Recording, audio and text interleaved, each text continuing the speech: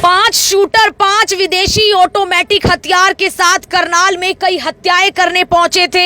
STF unit Karnal ने पकड़ा है। आप देख सकते हैं अलग अलग राज्यों के रहने वाले हैं, 2 बड़ी गैंग से संबंध रखते हैं और 14 जिंदा रोंद यानी 14 गोलियां इनके पास से मिली है। उसके अलावा यहाँ पर जो पिस्टल आपको नजर आ रही है, ये एक ऐसी पिस्टल है कि धड़ाधड़ गोलियां चला सकते थे। फिलहाल इनको काबू किया गया एक थार गाड़ी से। बताया जा रहा है कि करनाल के निसिंग में दिलजीत दोसांझ की जो मैनेजर हैं गुरप्रताप, उनके घर पर भी फायरिंग इन्होंने की थी। इनमें से एक आरोपी वही है। और आपको बता दें कि इन 5 शूटरों में एक विकास उर्फ विक्की जो महेंद्रगढ़ का रहने वाला है, जिस पर 1 लाख का इनाम था।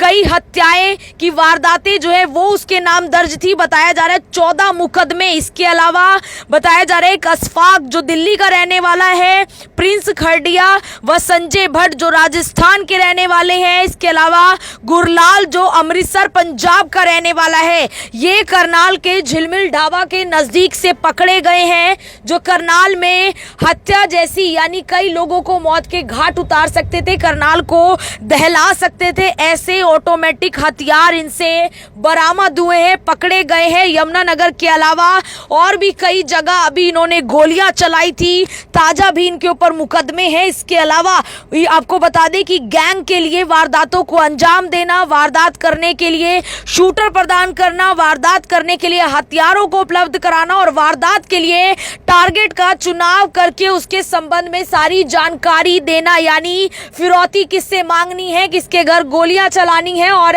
कौन बढ़िया रंगदारी दे सकता है, वो सब कुछ ये 5 करते थे। हालांकि एक गैंग लॉरेंस गैंग आपको पता है और उसके अलावा बताया जा रहा है कि 2 बड़ी गैंगों से इनके संबंध और यही काम जो है ये किया करते थे। एक थार गाड़ी के अंदर थे जब इन्हें दबोचा गया है। वारदात क्या करनी थी, किसको मारना था, फिलहाल वो पुलिस अभी जांच करेगी। ये आज एसटीएफ यूनिट करनाल के इंचार्ज दीपेंद्र की टीम ने हमारे यहाँ हाईवे के ऊपर से 5 एक्यूज़्ड को पकड़ा है, जो मतलब कि एक हाई प्रोफाइल 2 अलग अलग हाई प्रोफाइल गैंग्स के लिए काम करते थे। तो उनके पास से हमें आज मतलब कि उनके 5 सोफिस्टिकेटेड वेपन्स रिकवर हुए हैं, तो जिनसे हमें और आगे बहुत ज़्यादा खुलासे होने की उम्मीद है। और अब तक की इंटेरोगेशन से उनसे पता लगा है कि वो 5 मिलकर 2 अलग अलग गैंग्स के लिए काम करते थे और उन दोनों के लिए ये लॉजिस्टिक्स प्रोवाइड करवाना और मतलब अलग अलग वारदातों के लिए गोलियां चलाना और मतलब कई जगह इन्होंने फायरिंग भी की है और अलग अलग तरीके से इन्होंने मतलब गैंग्स के लिए वेपन प्रोवाइड करवाए। सर, इनसे कुछ बरामद भी हुआ?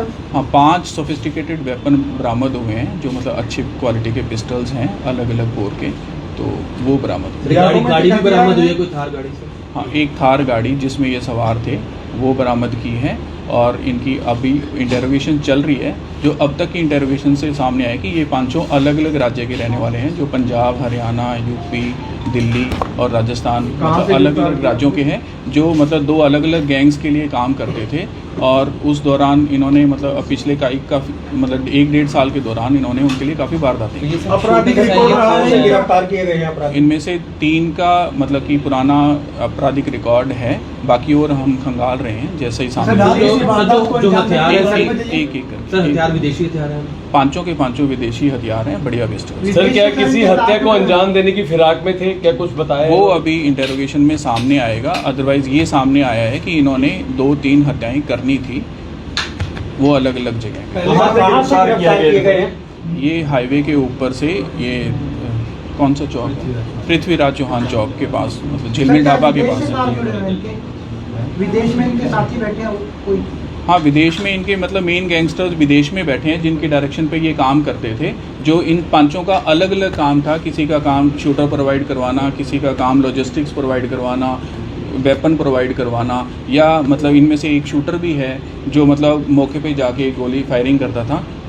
तो इनसे हमें 2 मेन वारदातों का अभी जो रिसेंट हाल में हुई है उनका अभी खुलासा हो पाया है, बाकी बाद की इंटेरोगेशन में सामने आएगा। सर, जो गाड़ी बरामद हुई है, जो अब तक की इंटेरोगेशन में सामने आया है, इन्होंने अभी इसी माह अपने यमुनानगर के अंदर एक सबरवाल टायर हाउस है, उनके ऊपर फायरिंग की, शोरूम के ऊपर फायरिंग की थी। तो उसमें मतलब इन्वॉल्वमेंट है इनकी। और इससे पहले 2 माह पहले मई के अंदर इन्होंने एक पंजाब के सिंगर हैं, उनके मैनेजर के घर के ऊपर भी फायरिंग की थी करनाल एरिया के अंदर, निस्सिंग के अंदर गोंदर गाँव में। तो उसमें भी इनकी इन्वॉल्वमेंट है। एक शूटर इनमें मौके पे सर जो गाड़ी बरामद हुई है वो गाड़ी कौन से राज्य की है, कौन से जिले की है? वो पंजाब की गाड़ी है। सब ये हरियाणा के रहने वाले हैं या इससे बाहर के भी हैं? हरियाणा के रहने वाले हैं, बाहर के? अलग अलग राज्य के रहने वाले हैं, जो मतलब इंटर स्टेट गैंग है। ये पंजाब, हरियाणा, पांचों एक्यूज्ड अलग अलग राज्यों के रहने वाले हैं। पंजाब, हरियाणा, यूपी, दिल्ली और राजस्थान। सर बताना चाहेंगे किस गैंग के लिए काम करते थे ये लोग, किस गैंग के ये लिए? दो अलग अलग गैंग के लिए काम करते थे, वो अभी हम नाम नहीं लेंगे, लेकिन अलग वो अलग। गाड़ी किसकी है, किस नाम पर है? क्योंकि जैसे ये पांचों, क्या इनमें से किसी के नाम पर है या वो जिस गाड़ी के? वो अभी इन्वेस्टिगेशन का पार्ट है, वो देख सकते सर जो करनाल बता रहे हैं आप, सिंगर के मैनेजर पे गोली चली है, वो दिलजीत दोसांझ का उसका बोला है? वो अभी हाँ मैनेजर मतलब कि जो थे वो एक मतलब पंजाब के नामी सिंगर के मैनेजर। करनाल में दिलजीत दोसांझ के मैनेजर के घर पर फायरिंग करने वाला एक आरोपी के साथ साथ 5 आरोपी, 5 बदमाश जो अलग अलग गैंग से संबंध रखते हैं वो पकड़े जाते हैं। एक थार गाड़ी जो है वो भी पकड़ी जाती है। अलग अलग वेपन जो है इनसे मिलते हैं, विदेशी हथियार ये बताए जा रहे हैं। आप देख सकते हैं कि किस तरीके से फिलहाल इनकी गिरफ्तारी हुई है। करनाल के हाईवे के नजदीक से ये पकड़े गए हैं और जो वेपन है वो आप देख सकते हैं, जिसमें कहा जा रहा है कि लगभग 2 से 3 मर्डर, हत्याएं जो है वो इन्होंने करनी थी। दोनों 2 बड़ी गैंग से संबंध रखते हैं। 5 आरोपी बताया जा रहा है कि गोंदर में जो डाचर डेरा है वहां पर दिलजीत दोसांझ के जो मैनेजर है उनका घर, और वहां पर भी इन्होंने फायरिंग की थी। आप देख सकते हैं ये हथियार जो है इनसे बरामद हुए, जिसके अंदर जो है बताया जा रहा है कि थार गाड़ी इनके पास उस वक्त मौजूद थी। एक बड़ी कामयाबी एसटीएफ करनाल को हासिल हुई है, जहां पर 5 आरोपी जो अलग अलग जो है राज्य के रहने वाले हैं, कोई दिल्ली, पंजाब, यूपी और हरियाणा, पंजाब ऐसी जगह के रहने वाले हैं, और 2 बड़ी गैंग जिसके अंदर एक लॉरेंस गैंग का नाम भी शामिल है, उनसे संबंध रखते हैं। उनको हथियार के साथ साथ लॉजिस्टिक प्रोवाइड करने का काम करते हैं, यानी कि आने जाने के लिए, हत्या करने के लिए गाड़ियां या साधन जिसे आप कह सकते हैं वो भी ये लेकर जाते थे। आपको बता दें कि पिछले दिनों एक घटना जो है वो होती है निस्सिंग के गोंदर के डाचर डेरे पर, जहां पर जो है दिलजीत दोसांझ के जो मैनेजर है उनका फार्म हाउस घर जो है वो है। उनके माता पिता हालांकि